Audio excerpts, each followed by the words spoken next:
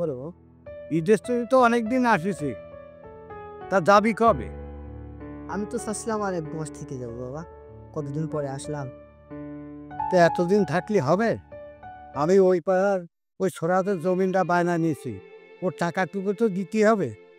তা তুই যদি এতদিন দেশে থাকিস তাহলে কী করে হবে?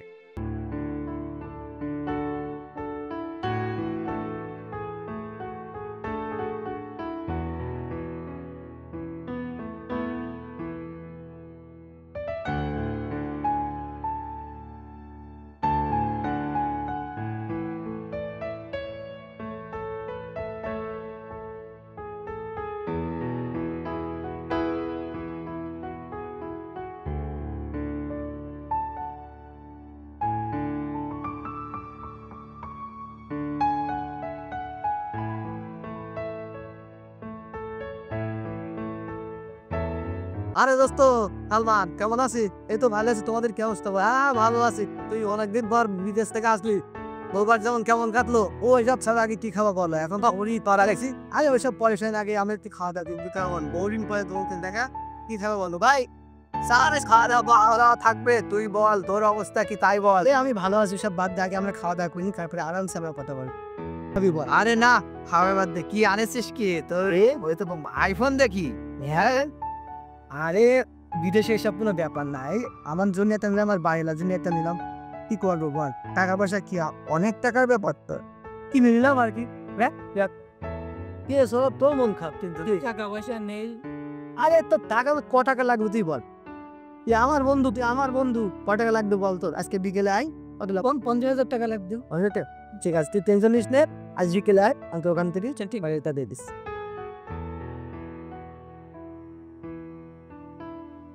Then I did first time speak. Ain't it true? I think of me. Yeah, they did me. এই তো গব্বসা। আরে তুই এখন আদিস, আরে তো তোর আপনি লেবে মগা ওই তো কাউ। ভাই এখানে চা বিস্কুট কফি পুরি যা চাই সব দেন, ঠিক আছে? আমি একটু ব্যস্ত আছি তো। হ্যাঁ ভিতরে জানিছি this. Panic. Oh, and I going to eat that being like that. What do you? এখানে ভাই এখানে যা যা খাবে সব আমার নামে লিখেন, ঠিক আছে? ঠিক আছে, বিল নেওয়ার দরকার নেই বন্ধু, তোরা কোনো টেনশন নিস নি। তোদের যা দরকার ফোন করবো না, যা দরকার তোরা খা, আমি রাত্রি বিল দেবো। ভাই বিল যেন নেবেন না, বিলগুলো আমি দেবো, পাবে না। রাত্রি দেখাবে, ওকে? ঠিক আছে, বনে কি আগাও বল, যা। এই না হলে বন্ধু, চিন্তা কর। বন্ধু বন্ধু বন্ধুর মতো কাজ কর। আরে টেনশন নিস না, আমি আসি না, তুই বিন্দাস খাবি, বাকি সব আমি রাখ। বন্ধু এটা আমার কাছে আমার দেবে বল, কাজ ঠিক আছে। ঠিক লোকটা একটা জিনিস লক্ষ্য করেছিস? কি জিনিস? এই যে সালমা বাড়ি এসে কি পরিমাণ টাকা পয়সা মানুষকে দেখেছিস? মনে হয় অনেক টাকা আয় করছে দেশে। দোস্ত শোন, টাকা যত আয় করুক না কেন, একটা লিমিট থাকা কর। এ সাহা মাত্র 50,000 দিলে, ওই টুকানে দিলে, আবার কোনো শুনছি লাগে জমি কিনেছে, আবার এই করিস ওই করিস, আনছেন না বিভিন্ন ধরনের এ করবে। এমন একটা সময় আসবে দেখবি, এই হাতে থালা নিয়ে এই রাস্তাতে হাঁটা লাগবে। আমি চাওয়া মাত্র 50,000 টাকা দিলাম না। দোকানে বিল হচ্ছে 100 টাকা, ওই 1000 টাকার নোট দিচ্ছে। আশ্চর্য ব্যাপার না? টাকা হলেই যে মানুষ এরকম করে। ভাই বিল কত দিয়েছে? 110 টাকা। ভাই 110 টাকা এত বেড়ে দেন ভাই?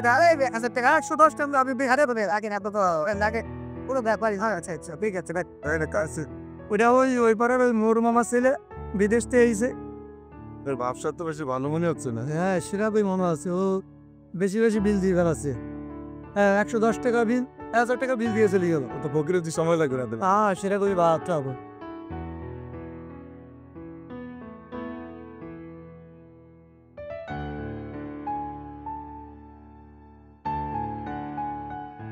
চাচা আসসালামু আলাইকুম। ওয়ালাইকুম সালাম। চাচা আমি তো আপনার কাছেই যাচ্ছিলাম। আমার কাছে কি জন্য ভাব? ইদানিং আপনার ছেলের যা চলাফেরা দেখছি বিদেশ থেকে আসার পরে, তো ওইভাবে চলতে থাকলে তো হাতে মালা ধরে যাবে। কি বলতেন? আমি ঠিকই বলছি। আমি আজকে চার দোকানে যেয়ে দেখলাম যেখানে বিল হচ্ছে ওর 100 টাকা, ও টাকা দিচ্ছে 1000 টাকা। এত টাকার গরম হয়ে গেছে আপনার ছেলে, বাপ রে বাপ। বন্ধুদের 50,000 1 লাখ টাকা চালিয়ে হাওলাত দিচ্ছে, ওই আমরা চালি তো চাচা 500 টাকাও হাওলাত দেন না। ছেলের এত টাকার গরম হয়ে গেছে। ঠিক আছে, ছেলেকে একটু বুঝান চাচা, এই জন্য আপনার কাছে যাচ্ছিলাম। আচ্ছা ঠিক আছে, আমি বাড়ি যাই, তারপর আমি ছেলের সাথে একটা বুঝ পরামর্শ করবো। আচ্ছা ঠিক আছে চাচা। আচ্ছা তাহলে আমিও আসি।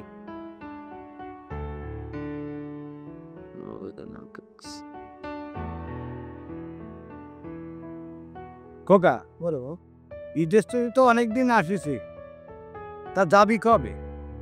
আমি তো চাচ্ছিলাম আর 1 মাস থেকে যাবো বাবা, কতদিন পরে আসলাম। তো এতদিন থাকলে হবে? আমি ওই পাড়ার ওই ছোড়াদের জমিনটা বায়না নিয়েছি, ওর টাকাটুকু তো দিতে হবে। তা তুই যদি এতদিন দেশে থাকিস তাহলে কি করে হবে? আমি যে বিদেশ যেয়ে এত লাখ লাখ টাকা পাঠালাম, এই বাড়ি বাঁধবো প্রতি টাকা দিলাম, আমার কদিন থাকতে দাও, আমি আর কদিন থাকি। তোমাদের সাথে কতদিন দেখা হয় না। কারণ তুই তো বাড়ি ঘর দৌড় করতে টাকা দিচ্ছিস, দেখবি আমি এই বাড়ি ঘর দৌড় সব ওই দোতলায় কাজ চলছে, এই পাশে গোল তুলেছি। আমি তো টাকা পয়সা কোনো নষ্ট করিনি, আমি তো টাকা পয়সা কাজে লাগাইছি নাকি? তা তো সব ঠিক আছে বাপ, তা আমি আর 1 মাস থাকি, আমার 1 মাস থাকতে দাও। কদিন পরে আসলাম দেশের মাটিতে। না না বাপ, থাকলে হবে না। কেননা আমি তো লোকের মুখে শুনতেছি তুই যেইভাবে টাকা পয়সা উড়োচ্ছিস, তোর আর এই জায়গায় বেশি দিন থাকা চলবে না। কারণ তুই টাকা পয়সা যা আছে সব নষ্ট করি ফেলা। কিরা বলিস তুমি এসব কথা বাবা, আমি এসব কোনো খরচ টরচ করিনি, আমার টাকা সব আছে। আরে করেছিস না না করেছিস, ওই চার দোকানে গেলি বোঝা যায়। কেননা আমি আজকে চার দোকানের কাছে দিয়ে যাচ্ছি, ওই ওই ওই মহারণের ছেলে চার দোকানে এসে যেখানে 100 টাকা বিল সেখানে 1000 টাকা দিচ্ছে। তো এইগুলো কি নষ্ট হচ্ছে না? আর বন্ধু বান্ধব নিয়ে আমোদ ফুর্তি করছিস, এটা তো হতে পারে না। আমার 1 মাস সময় দাও, আমি 1 মাস থাকি, তোমাদের বুকে একটু থেকে, তাহলে তুমি যাবানি। না না বাবা, তোর আর এই দেশে থাকা ধরবে না, তুই চলি যা, বিদেশ চলি যা তুই।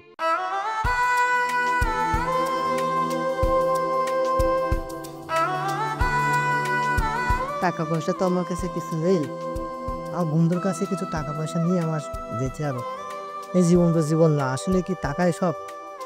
আমি আমার বাপে যত টাকা দিলাম, আজকে আমার এই কী করবেন বাসা? আমার বাপ বাবা রাখতে চাচ্ছে না, আমি বিদেশে চলে যাবো। আমি আমার বন্ধুর কাছে যাই, দেখি টাকা পয়সা ম্যানেজ করো। বন্ধু কেউ তো বলো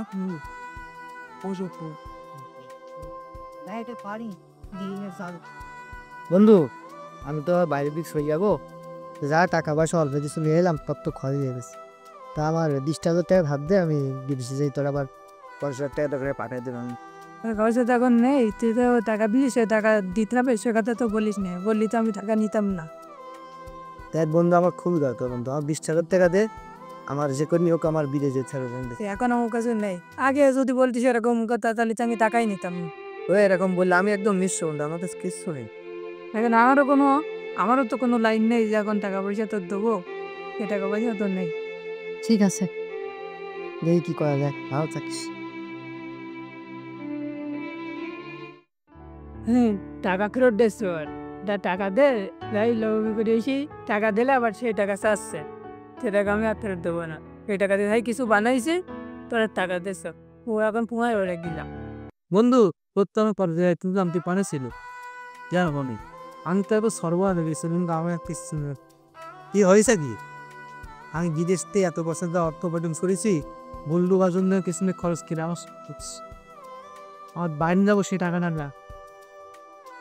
বন্ধু, বিষয়টা হলো তুই যেভাবে প্রথমে মনে কর যে বিদেশে আসনি, বন্ধু বান্ধব আত্মীয় স্বজন নিয়ে ওর কাছে টাকা পয়সা তুই ধরে করে ফেলাই না, আর যে পরিমাণ তুই খরচ খরচা করছিলি, আমি মনে মনে ভাবছিলাম যে তোরে বলি যে এভাবে চলিস নি, তাহলে তুই চলতে পারবি।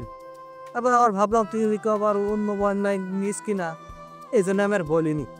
তুই কাজটা ঠিক করিস, বুঝতে পারছো বন্ধু, আবার নিজের বাপ কেন নিজের না, আর বাপ এখন বয়স না চলি গতি, তার টাকা লাগবে তার বলে পছন্দ, তুই বলে দেন আমরা কাছে তুই টাকার মেশিন, আর মানুষকে টাকার মেশিন হবে।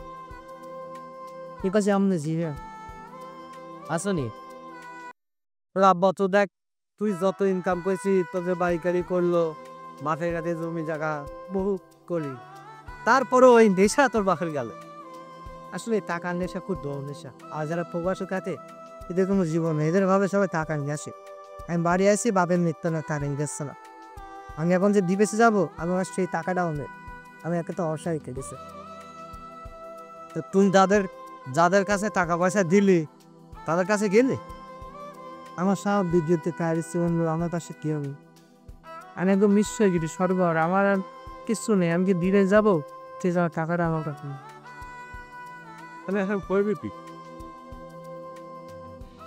আল্লাহ উপর আল্লাহ আছে, দেখি বিদেশ থেকে কি হবে। আসলে আমাদের দেশের মাটিতে থাকা যাবে না। যারা প্রবাসী, তাদের দেশের মাটিতে থাকা যাবে না, এদের কাছে টাকা নেশি। এদের বিদেশে থেকে এদের কোনো ঘর বাড়ি, বন্ধু বান্ধব, মা বাপ কিছু থাকে না। যতক্ষণ আমাদের কাছে টাকা থাকে, সবাই আমাদের ভালোবাসে। আমাদের কাছে টাকা শেষ, আমাদের কাছে ভালোবাসা পেশ। আচ্ছা থাকেছে বলবো, দেখি আল্লাহ আপনার দাননি। আমি যে ভুল করেছি, এরকম ভুল যেন কোনো প্রবাসী না করে। ভুল থেকে শিক্ষা কোনো আমিও পারবো। ওদের দোয়া নেই, দেখি আল্লাহ একটা উপায় কি করে। হ্যাঁ, আল্লাহ ভরসা, আল্লাহ আল্লাহ ভালো রাখো, কে দোয়া করে বল না, ভালো থাকিস।